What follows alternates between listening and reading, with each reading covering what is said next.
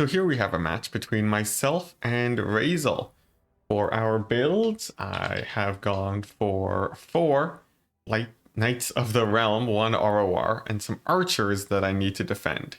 All my infantry is there to do that, and that's going to be some peasants and spears.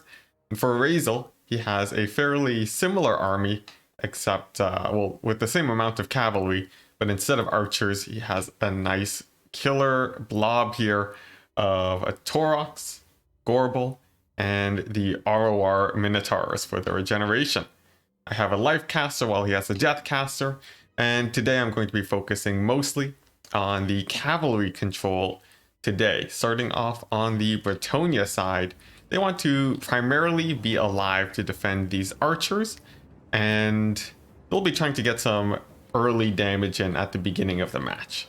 So one strategy you can do, as you see on the left flank, is simply charging the infantry at the start. Your knights won't take that much damage from chaff, and in this case, Raizel chooses not to brace so that he can engage my front line a little bit faster. Alternatively, it could have been a misplay, but nevertheless, this is what you want to be doing early on. Or perhaps he was trying to get counter charges too, but in general, I was getting pretty good value. Now, once he brings in his cavalry to countercharge mine, I disengage a little bit slowly, but this is important to make sure that you get good value. On the right side, I try to chase some Centaurs, but actually a bit of a misplay. Because I'm outnumbered here, Raizel can disengage with one and engage with the other, thus negating my charge bonus and actually taking out the Knights of the Lionhearted quite early on. And that's going to be a pretty big early lead for Raizel.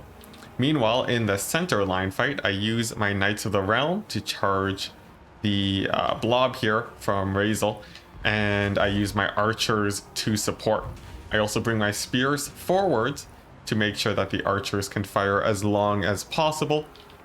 And although I do lose out one of my units of cavalry here, I do get quite a bit of damage.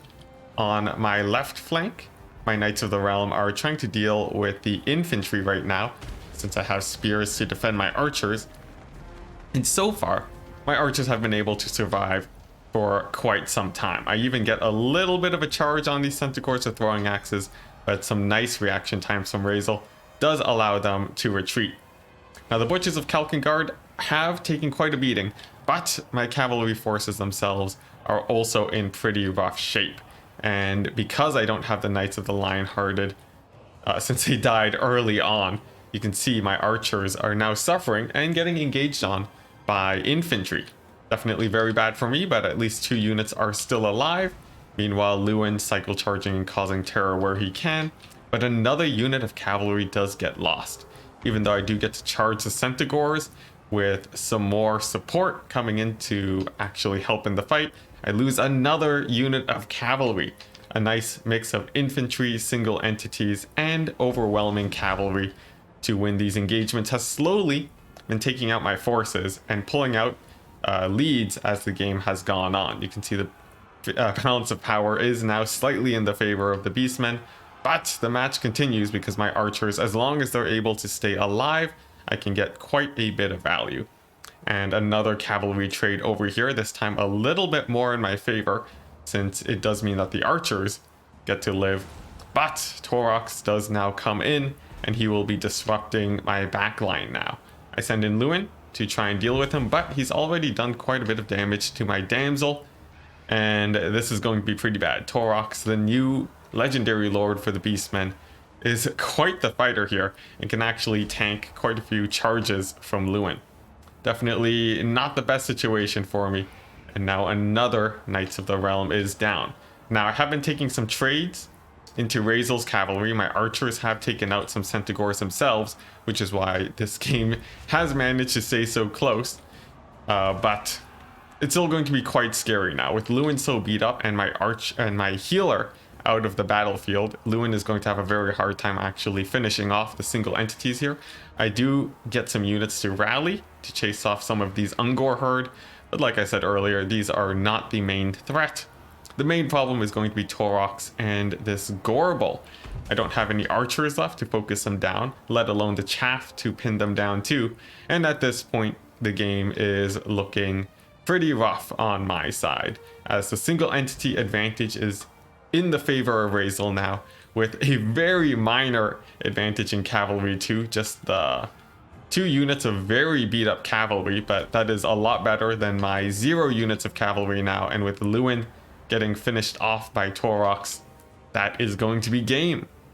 Now, in the end, it was still quite close, and with some slightly better engagement, it definitely could have gone the other way.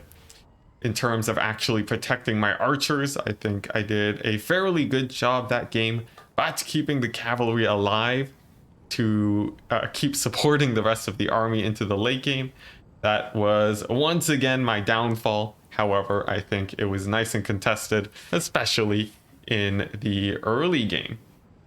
Just looking at some values too, you can see Lewin actually having a bit of a rough time there.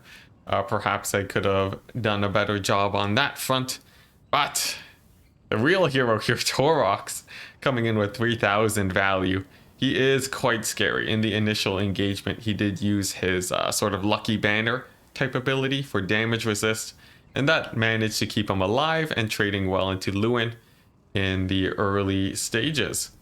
Spirit Leeches too, very great versus Lewin and my cavalry alike. And of course, let's not forget Raizel's amazing Centaur control, using their mobility to 2v1 my Knights of the Realm in a couple situations. But that's going to be it for today, and we'll see if I can get more of these videos out in the future.